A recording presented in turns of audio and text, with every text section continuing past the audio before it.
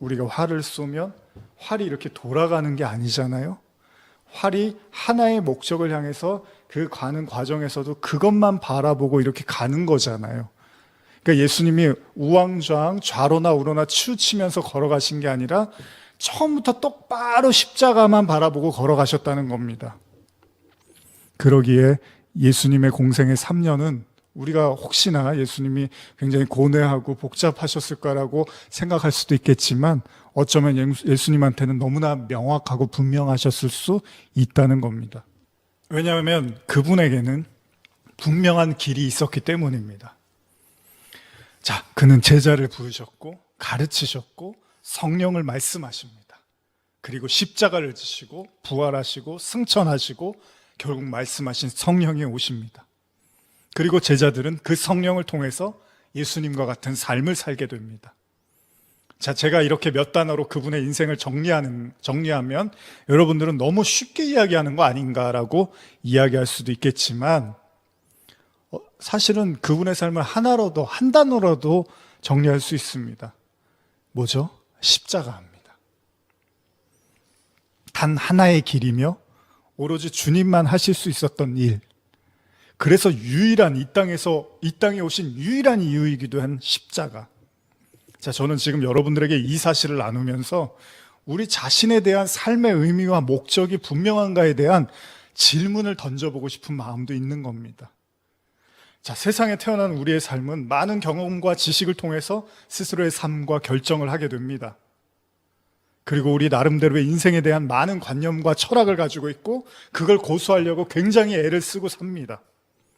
그런데 여러분, 그런 인간 존재의 이유가 하나님의 영광을 위함이라는 이 말씀 앞에서 우리가 그것을 거부하고 만약에 다른 이유를 찾기 시작한다면 어떨까요? 물론 이 또한 하나님의 명확한 말씀을 깨닫기 위한 인간의 시행착오는 될 수 있습니다. 왜냐하면 한 번에 우리가 그걸 받아들일 수 없으니까 여러 가지 시행착오를 통해서 하나님의 영광을 위해서 우리가 존재하는구나 라고 배울 수 있는 경험의 시간은 될 수 있을 겁니다.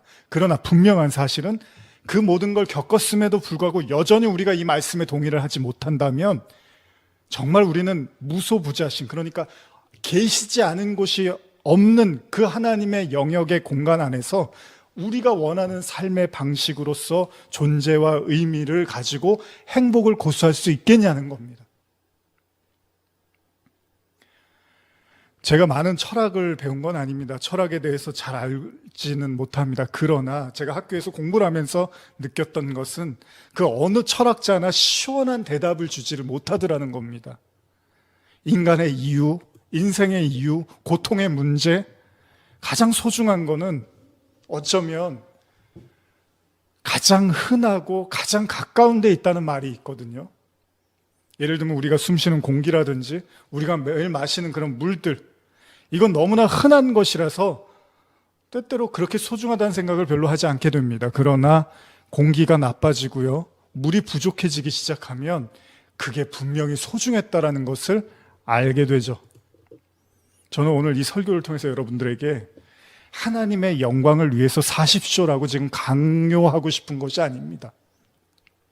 제가 오히려 여러분과 나누고 싶은 건 하나님의 영광을 위해서 산다는 말이 도대체 뭔지를 고민하고 생각해 보고 싶다는 겁니다.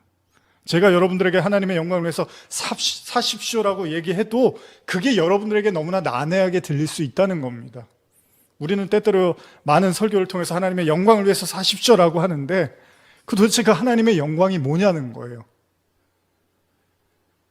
공기처럼 물처럼 우리는 하나님과 사람들에게 흔하게 들을 수 있는 말이 바로 이 하나님께 영광이라는 말인데 도대체 그 의미가 뭔지 알고 우리가 사용하고 있는 것인가에 대한 질문을 던지고 싶은 겁니다.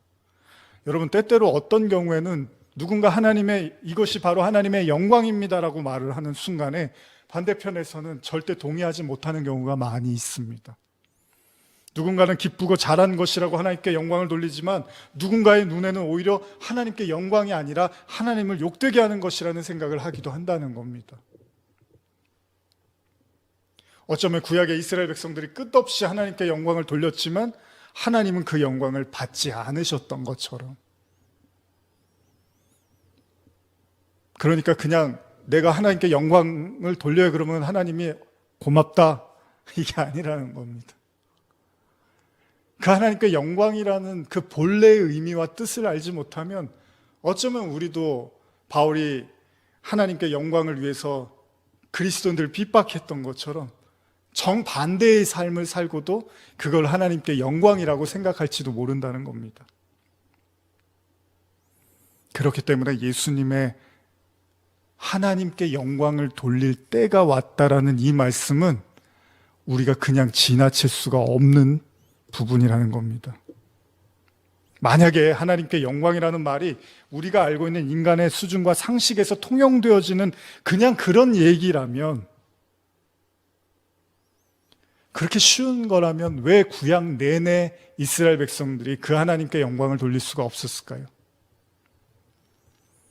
왜 구약 내내 하나님은 이스라엘 백성들을 끝없이 혼내시고 그들에게 끝없이 진정한 신앙을 요구하셨을까요?